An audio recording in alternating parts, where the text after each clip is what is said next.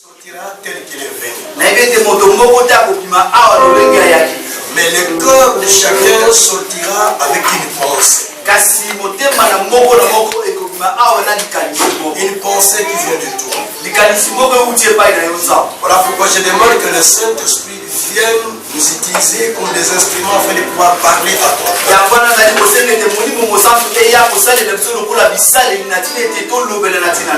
Remplis-nous de ta grâce et touche l'assemblée. Que le Saint-Esprit soit présent en ce moment pour travailler avec nous. Nous mettons loin de nous toute puissance de distraction au nom de Jésus.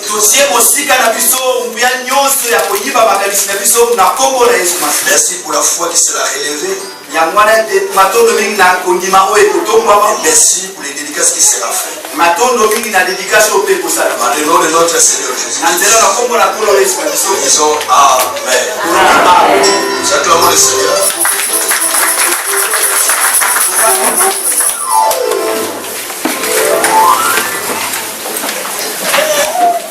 Je remercie infiniment d'abord le frère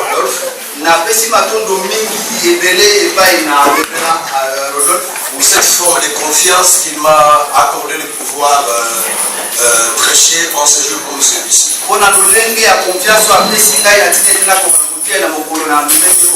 C'est une grâce. C'est une bénédiction pour l'Église. Que Dieu bénisse cet homme. Moi je le considère comme étant prophète. À l'église, quand il vient prêcher chez nous, notre communauté ne l'appelle pas parce qu'il l'appelle prophète.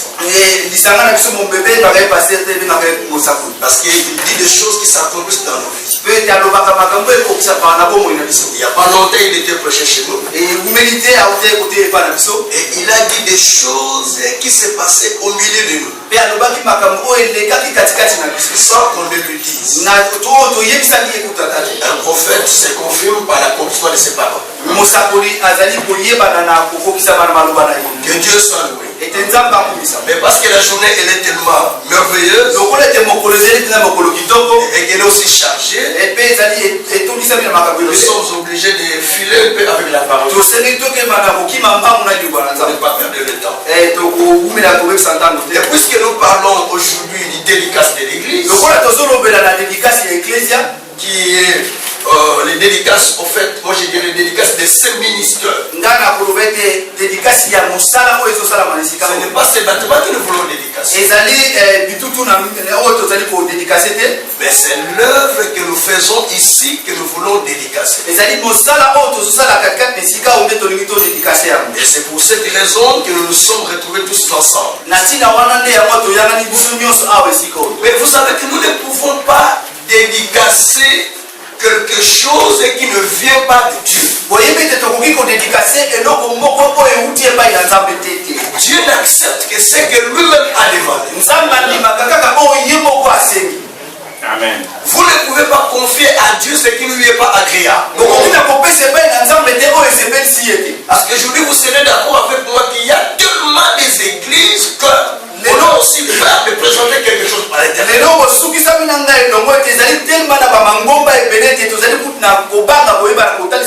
Nous en avons trois sortes d'églises aujourd'hui.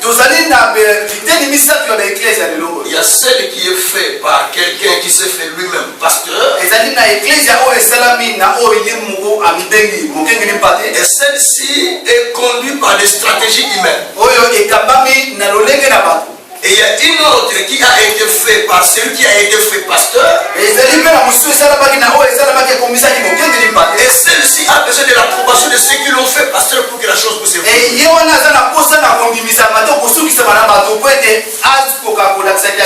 Et finalement, il y a celle qui est commissionnée et mandatée par Dieu. Celle-là n'a pas besoin de stratégie, ni l'approbation des gens, mais elle a besoin de la direction de Dieu. C'est par la direction qu'elle est conduite. Elle n'a pas besoin tout le temps des réunions pour que la chose marche. Mais elle a besoin d'être attentive au son de la parole de Dieu.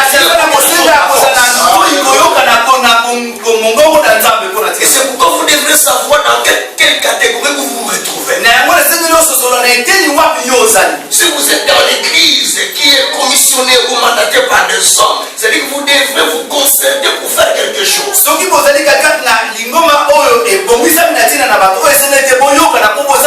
Mais si c'est Dieu qui vous a mandaté,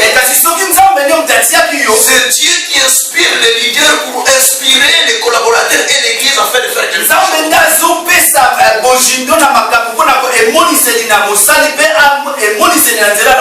Ça se appelle l'église.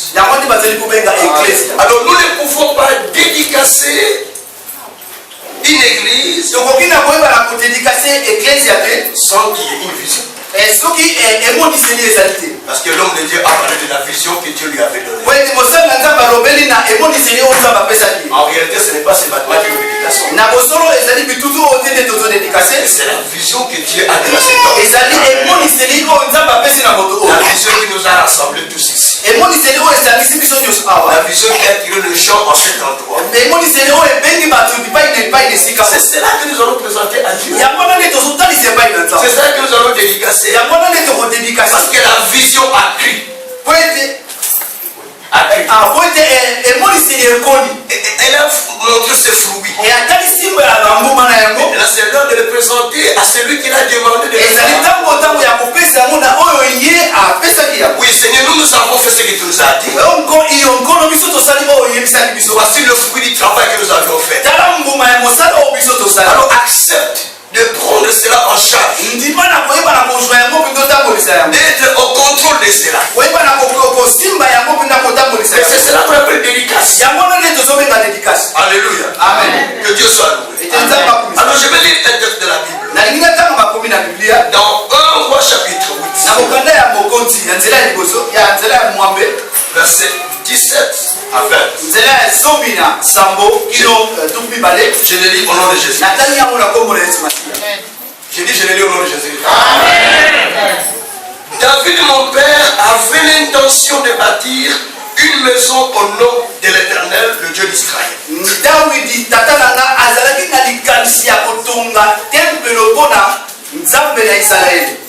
Et l'Éternel dit à David, mon père, puisque tu as l'intention de bâtir une maison en mon nom, tu as bien fait d'avoir cette intention.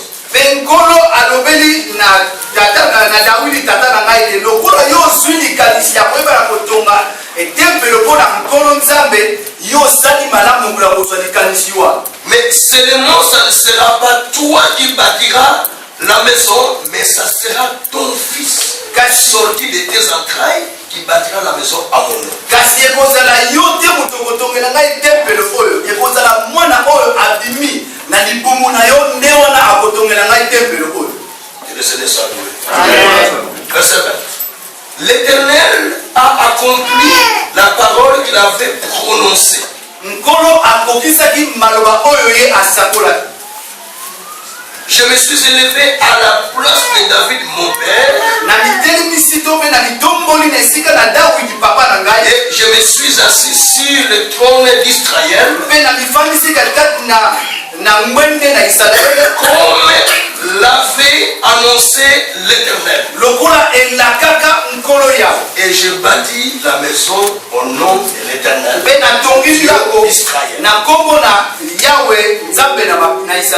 que Dieu soit loué. Amen. Un jour, un homme qui répond au nom de David, il était roi pour l'Israël. Et un jour, tellement qu'il a vu la bonté de Dieu dans sa vie, il s'est dit, vaut mieux que je bâtisse une maison pour l'Éternel. Un temple où les gens viendront s'abriter pour célébrer le nom de l'Éternel. Il a eu cette intention de bâtir l'église. Mais avant de bâtir l'église, il avait d'abord reçu une vision de Dieu. Quelle est cette vision? La vision était qu'il devait diriger Israël à la place de Saoul.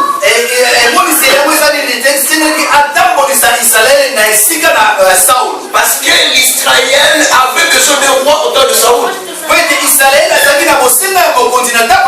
Et que Saoul lui-même n'avait pas obéi selon les ordres que Dieu lui donnait.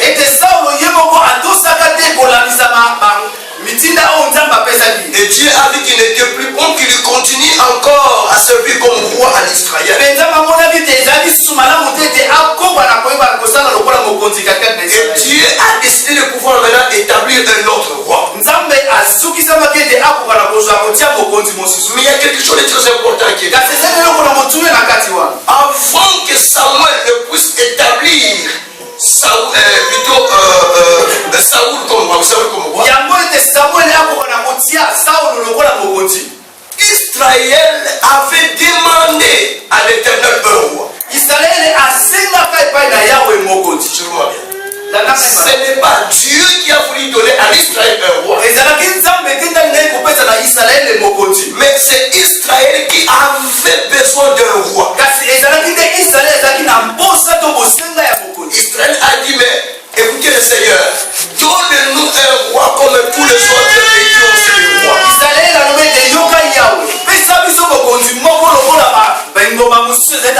Souvent nous avons tendance de demander quelque chose parce que l'autre est là.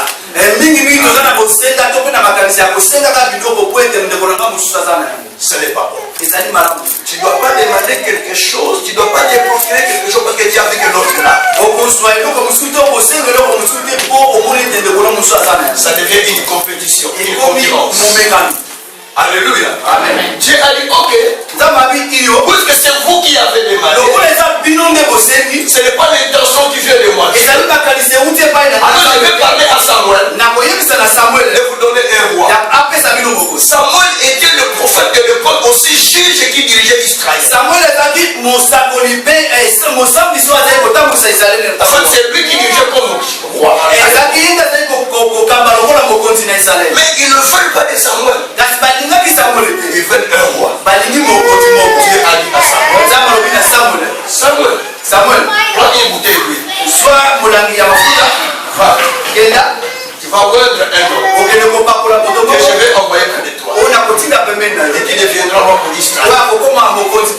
Dis-leur, cet homme, quand il sera roi, il va prendre leur champ, il va prendre leur richesse, leur trucs, leurs enfants seront à son service, leurs femmes deviendront ses femmes.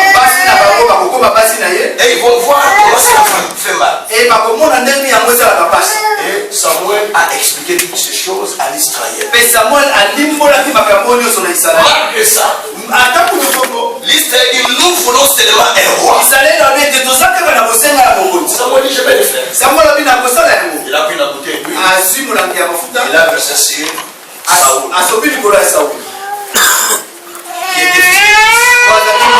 Saoul était à la recherche de brebis perdues de son père. Il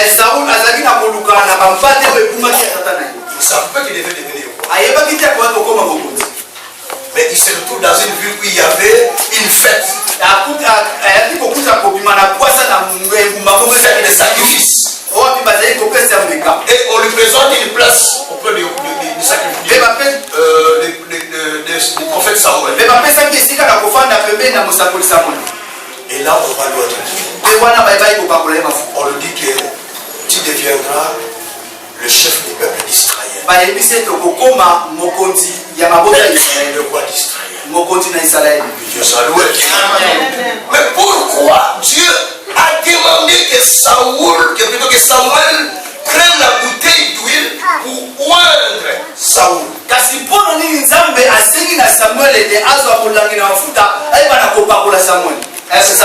Parce que la bouteille est fabriquée de main d'homme. Ce n'est pas Dieu qui a voulu que Saoul devienne roi.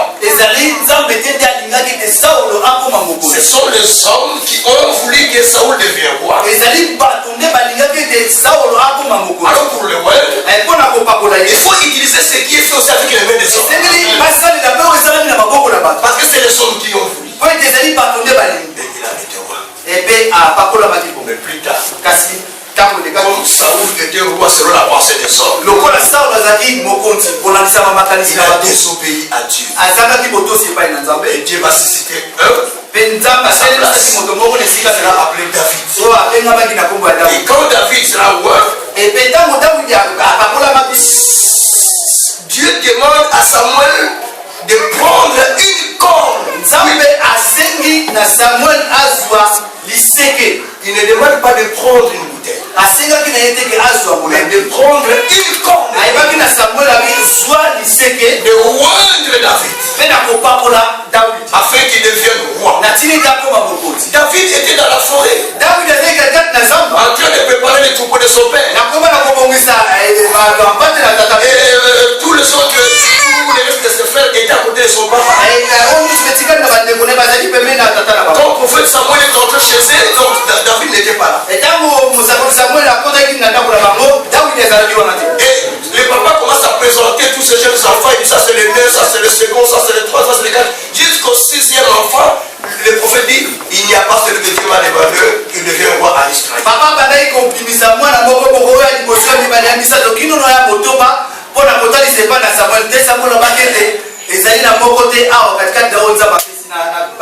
Et le prophète dit, est-ce que tu as que ça? Il n'y a pas d'autres enfants au milieu de toi. Il dit, ah, il y a un, mais celui-là, il est encore dans la forêt. C'est le plus petit, c'est le plus enfants. D'ailleurs, lui, je ne crois pas qu'il peut devenir moi parce qu'il y a Aminadab, il y a que les autres enfants qui sont beaucoup plus âgés qui peuvent venir. Je crois que le prophète peut dire, mais c'est lui qu'on néglige, c'est celui qui va devenir. Il dit, allez les chercher vite. On est allé les chercher. Parce qu'on est venu avec. Et quand il est rentré à la maison, Dieu dit à Samuel, c'est lui. Où elle est? Et il a pris la corde de Dieu. Il a versé ses dents.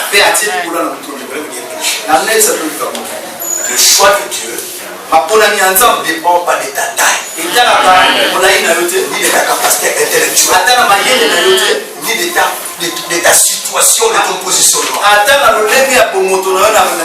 Si Dieu veut t'utiliser pour quelque chose, la Bible dit que Dieu prend des choses folles pour confondre la sagesse de ce monde, pour confondre la science. Dieu peut prendre ce que les gens ne peuvent pas accepter. Et c'est comme ça que Dieu travaille. Il a pris David. Il était dans la forêt. Je voulais te dire quelque chose. Tu peux être comme David. Peut-être c'est toi que Dieu cherche. Vous êtes nombreux dans la famille, dans l'entreprise. Dieu te dit, c'est ça. Mais Dieu dit, ça peut être toi. Toi qui es négligé. Toi pour qui on ne fait pas attention. Ça peut être toi aussi. Ça peut être toi.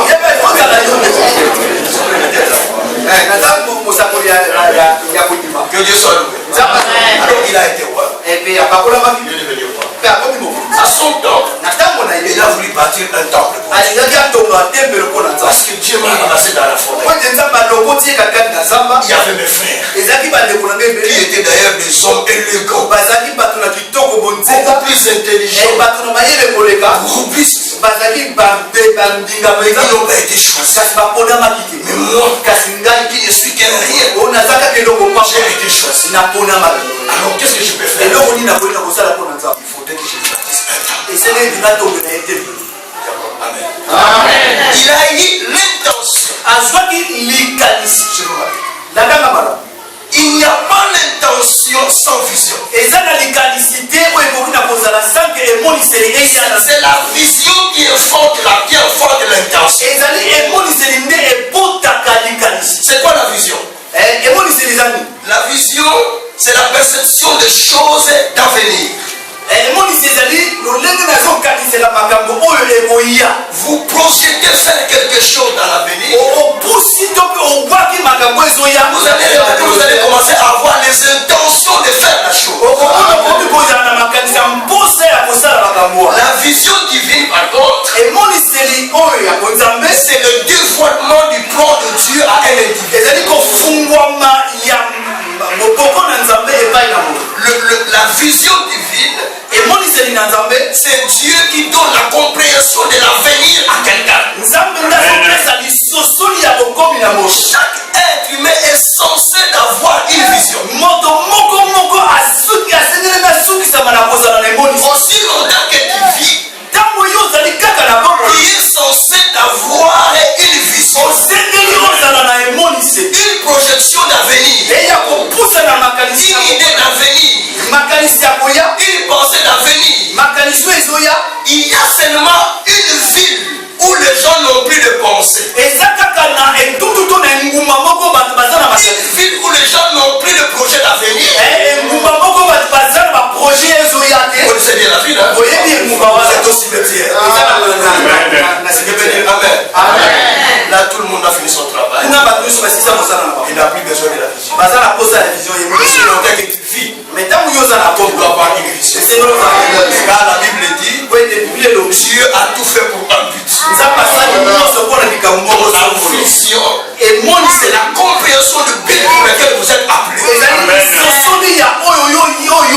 Le pasteur a dit, mais je ne comprenais pas bien ce que Dieu me disait. J'ai cherché à comprendre. Mais finalement, les choses se sont éclaircies. Vous savez, quand vous avez une vision, vous avez difficile de comprendre son interprétation. Difficulté de comprendre. Il vous faut quelqu'un qui a la sagesse, qui est doué pour l'interprétation. Quelqu'un peut dire Amen. Amen. Alors je continue sur mon texte. David devait bâtir le temple. Et là où il a Seigneur que David tu vas pas bâtir. Je vais te dire pourquoi. Il y a du sang entre tes mains. Parce que vous savez que David a fait tuer son serviteur, son militaire, pour pouvoir récupérer son épouse. Alors Dieu a dit qu'il ne peut pas me bâtir le temple. Ça sera ton fils, né de tes entrailles, qui va me construire une maison. Amen. Amen. Ça ne sera pas toi, mais ça sera ton fils. Cette vision, Dieu pouvait utiliser le pasteur du pasteur Rodolphe de venir faire ce travail ici. Mais je ne sais pas ce qui s'est passé. Dieu a dit, ça ne sera pas toi. Ça sera mon fils, ton fils Rodolphe, que je vais envoyer en Europe, précisément en Belgique. Il va commencer maintenant à implanter les églises. Ce n'est pas une vision. Et si tu n'as pas bien compris, tu vas utiliser quelqu'un d'autre qui va le faire à ta place.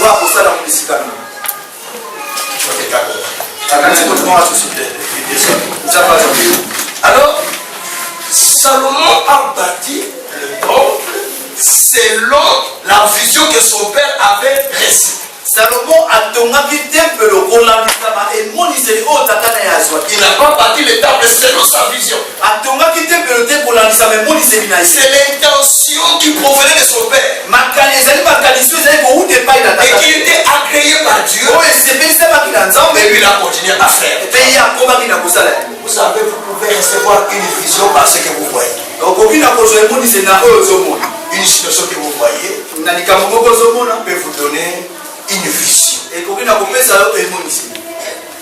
y a un monsieur dans mon pays qui a vu que tous les supermarchés étaient détruits à l'époque par des pillages.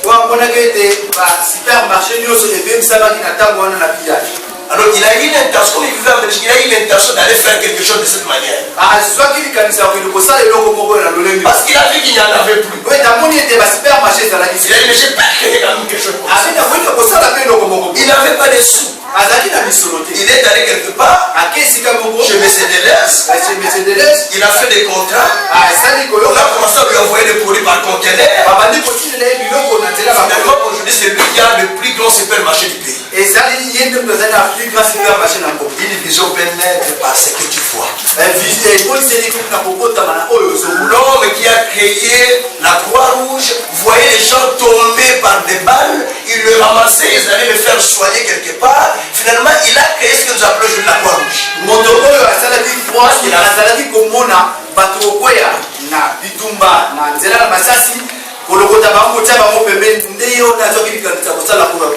Une vision aussi peut naître par ce que vous avez entendu. Tu es d'accord avec moi? Tellement qu'ils ont entendu qu'il y a une vision.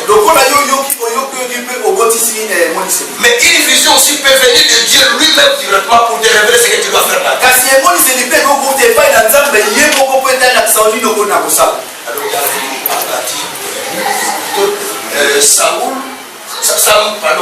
Salomon a bâti l'église ou le temple de Dieu selon la vision que son père avait. Salomon a tongi temple pour l'ambissama et moniseli au tatana et David. C'est pour qu'il devait le présenter à l'Éternel. Il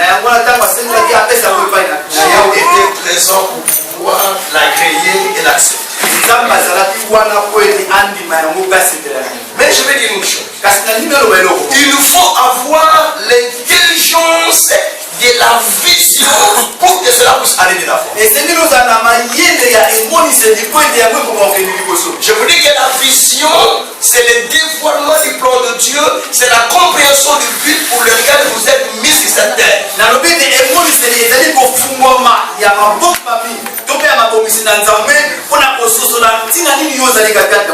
C'est la compréhension de ce que vous voulez faire dans votre vie.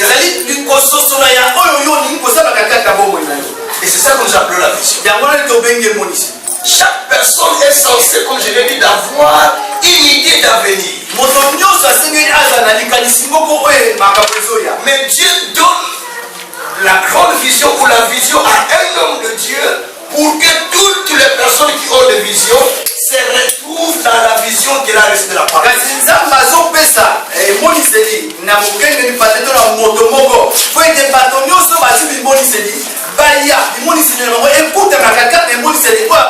Quelqu'un peut dire Amen. Je vais expliquer ça avec Genèse chapitre 38. Genèse chapitre 37. Genèse 37, c'est le verset qui va nous aider.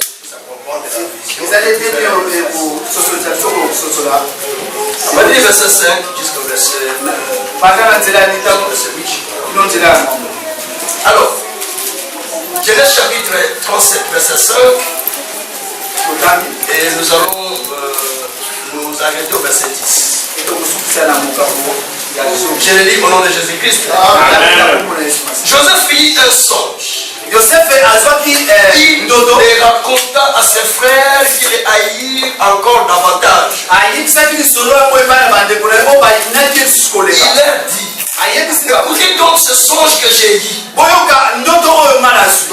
Écoutez donc la vision que j'ai eue. Nous étions alliés de gerbes au milieu de champs, et voici ma gerbe s'élevant et s'éteint debout, et vos gerbes l'entourèrent et se prosternèrent devant elle. tozalaki na kolinga bitutu na matiti elongo na bandeko na ngai epetala etutu na matiti na ngai etelemi mpe bowana mosusu liboso na batutu ya bandeko na ngai. Et ce frère lui dit, est-ce que va-t-il régner sur nous?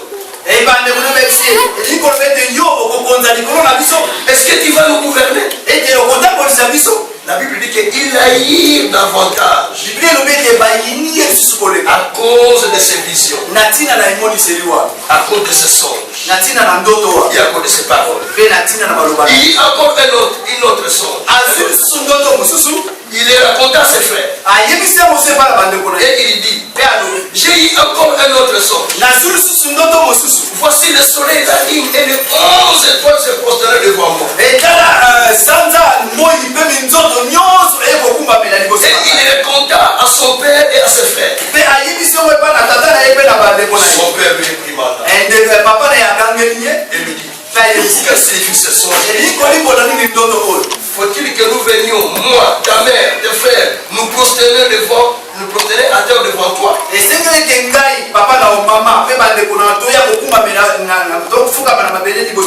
frères naïfs, il a vu contre lui. Mais son père garda souvenir de ces choses. Quand il y a une vision, il faut garder souvenir de ces visions. Quand il y a l'intention de quelque chose, il faut garder souvenir de cette intention. Écoutez-moi bien. Joseph a reçu un rêve où il se voyait que ses frères venaient se prosterner devant lui. Mais quand il explique à ses frères et à son père, tout le monde n'était pas d'accord. Pourquoi il n'était pas d'accord? Parce qu'il s'agit d'un rêve. Alléluia. Amen. Je vais te dire une chose. Tout le monde ne sera pas d'accord avec toi parce que tu as reçu une vision. Vous savez, toute vision n'est pas censée être racontée à quelqu'un. Sinon, ça va susciter des ennemis pour toi. Si tu as l'intention de faire quelque chose de très meilleur, des fois tu n'as pas besoin de dire à ceux qui t'entourent. Parce qu'ils seront jaloux de toi. avoir travaillé, quand la chose va commencer à sortir, tu pourras leur dire, ils n'auront plus l'intention de te faire du mal. Parce que la chose a déjà avancé. Amen. Amen. Alors, Joseph, quand il a expliqué, alors même son papa n'était pas d'accord. Il veut dire que moi, ta mère, tes frères, nous allons nous prosterner devant toi. Tu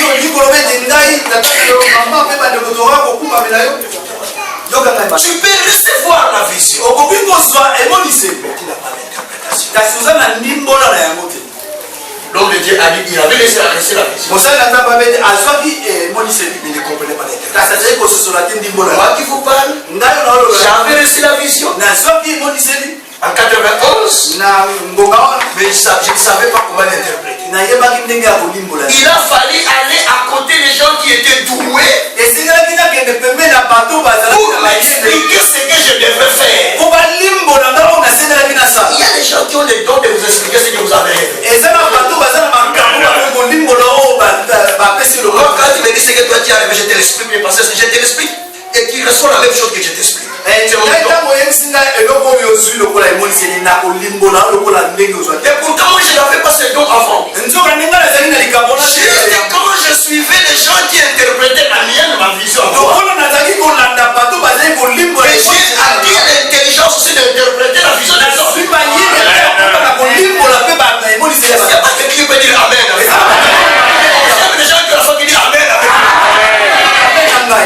Bien les frères et sœurs. Tu peux avoir une bonne idée, une bonne intention.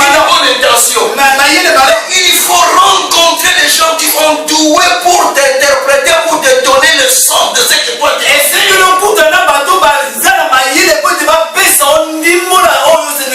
Vous savez tellement c'est quoi, tellement grand, je suis grand qu'on n'a plus besoin de quelqu'un d'autre, c'est un danger.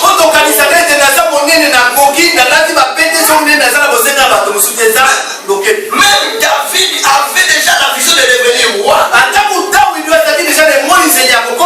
Mais il est allé à côté de Saoul qui était déjà rejeté par Dieu juste pour acquérir l'intelligence de la vision.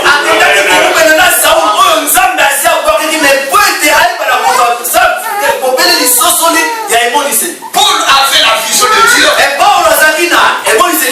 Dieu lui dit va chez Ananias. C'est lui qui va t'expliquer ce que tu dois faire. On lui envoie chez quelqu'un qui n'est pas grand. Un simple disciple. Mais lui, Dieu lui dit que je ferai de toi une grande personne. Mais on lui envoie chez quelqu'un qui n'est pas grand. Pour lui donner le sens de sa vision. Ensuite, si tu veux devenir grand, va à côté de celui qui est grand pour acquérir son intelligence, sa sagesse, afin que dans le futur, ce qui est en toi puisse sortir. Amen. Quelqu'un ne peut pas dire Amen. Que Dieu soit Amen. Et il est parti. Donc la vision, quand Dieu te le donne, il faut trouver déjà qui te donne l'interprétation. Et Joseph a reçu à cause de cela, une fille haïe, et il a été vendu par ses frères chez les Madians. Mais pourquoi il est vendu chez les Madians? Parce que les Madians sont des commerçants. Oh, Joseph ne vient pas d'une famille commerçante. Il vient d'une famille berger. Donc, Joseph a besoin d'acquérir la gestion. À partir de chez les Madians, il a appris comment gérer les choses. Moi j'ai ma grande sœur qui n'a pas étudié. Elle vient de mourir d'ailleurs. J'avais ma grande sœur qui n'a pas étudié. Elle n'a pas étudié. Mais cette femme, à propos des chiffres, tu ne peux pas les mentir. Elle était une grande femme commerçante. Avec ses dépôts, où on vendait des sacs de haricots. Mais il n'a pas étudié. Mais peut-être que dans ce sac, il va sortir 200 200 mesures ou 200 grammes ou 200 kilos des haricots dans telle façon. Il t'explique ces choses-là. Moi-même, je me posais comment il arrive à comprendre ça. Comment il calcule que quand je te donne autant, tu dois me donner autant. Alors qu'il a pas été.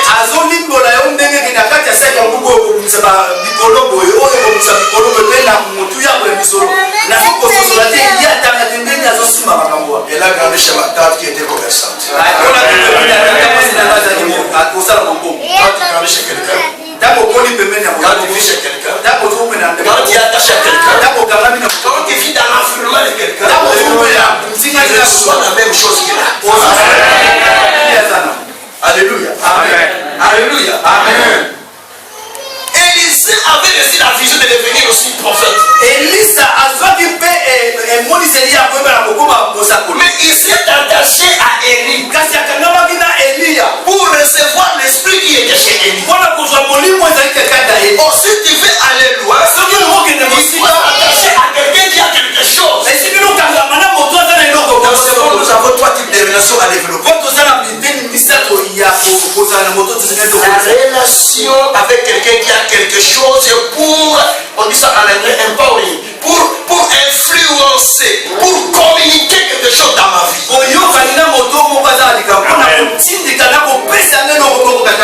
Et la relation avec la personne avec qui nous pouvons partager les mêmes idées pour aller plus loin. Et la relation avec les cimentateurs, les gens auprès de qui je peux communiquer aussi quelque chose. Parce que plus que tu transmets, plus que l'intelligence aussi augmente. Alors, Joseph fut vendu chez les Madians.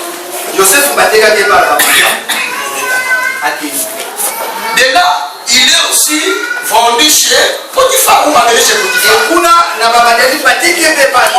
Mais pourquoi chez Potiphar? Parce que Potiphar est roi chez plutôt intendant du roi Pharaon. Il devait passer chez Potiphar pour acquérir le savoir-vivre. Parce que lui était un berger.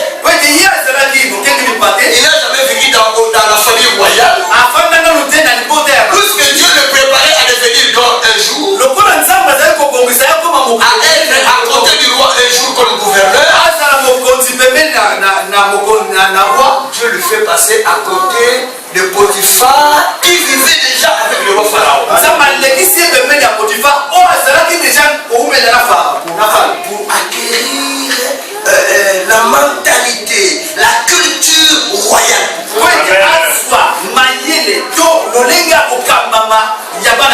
Chaque étape de la vie que Dieu te fait passer, c'est pour quelque chose. Parce que si tu savais pourquoi tu es là, tu dirais Seigneur merci. Si tu sais ce qui t'attend demain, tu dis il a fallu que tu sois aujourd'hui à cette fois. Pour que j'entende ces choses. Parce que Dieu nous prépare toujours. À côté des autres, pour devenir des grands. Tous les grands de ce monde ont été toujours à côté des autres pour devenir ceux qui étaient des grands. Regardez un peu l'histoire de ce monde. Tous les gens de ce monde, tous les gens qui étaient élevés, même voir même Sarkozy, il était à côté de tout le monde était à côté de quelqu'un pour qu'il trouve sa place. Il y a une place qui est réservée. Mais tu ne peux pas y accéder tant que tu n'as pas encore acquis la mentalité et la culture de cette dimension-là que Dieu demande. Alors Joseph est parti là-bas. L'histoire nous apprend que là on lui envoie en prison. C'était pas vrai qu'il aille en prison. Toujours ça c'est l'école que Dieu prépare. En prison, il est parti avec un but. C'est pour aller faire un stage. Parce qu'il devait interpréter le rêve de les chansons qui servaient de quoi?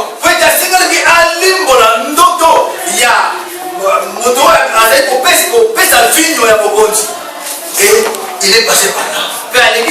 Il a fait son stage. S'il n'était pas passé par là, il devait commencer à interpréter les rêves de Pharaon et que cela n'a pas réussi, Pharaon les tuerait facilement. Et ce qui a des cas qui vont dire il y a des chansons là, il a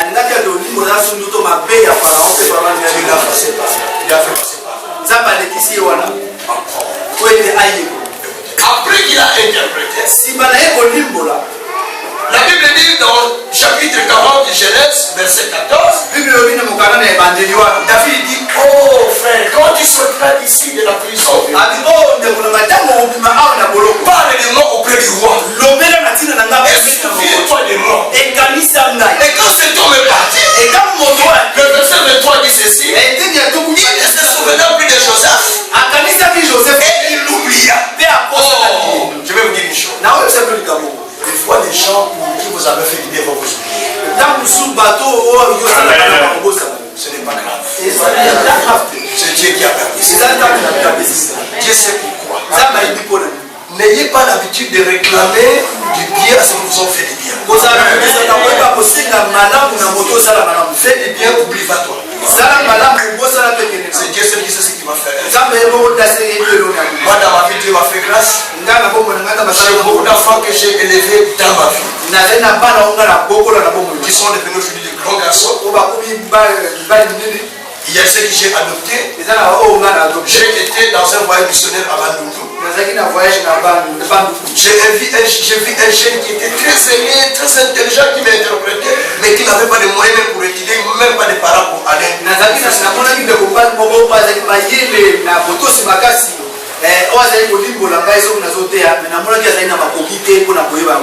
fin, je vais te payer le billet pour aller à Kinshasa. Il dit, papa, je ne peux pas. Je l'ai pris. Je l'ai fait à Kinshasa.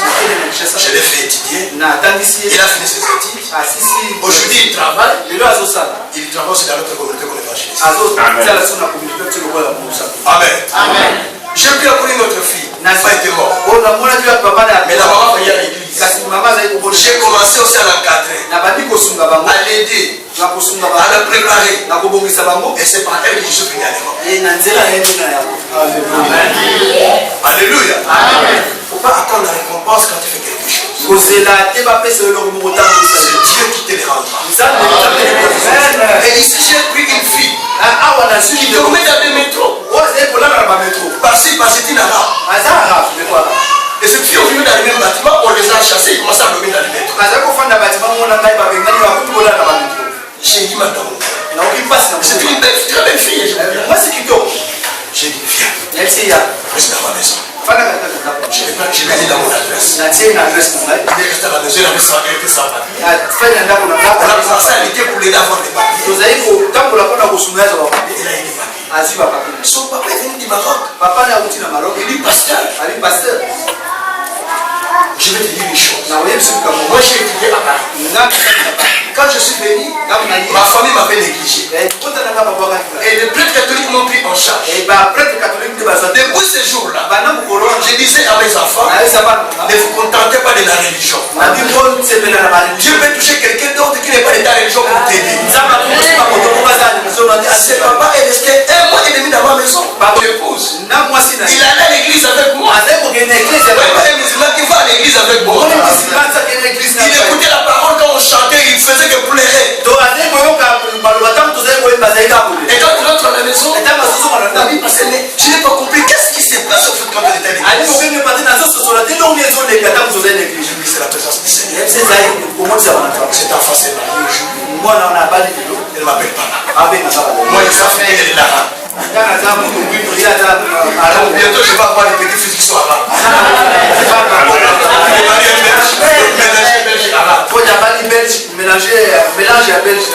Il ne faut pas s'attendre de recevoir des cellules auprès de qui tu as fait quelque chose. Joseph, on l'a oublié. Mais après qu'il fut oublié, 2 ans plus tard, Dieu donne le rêve au roi. Écoutez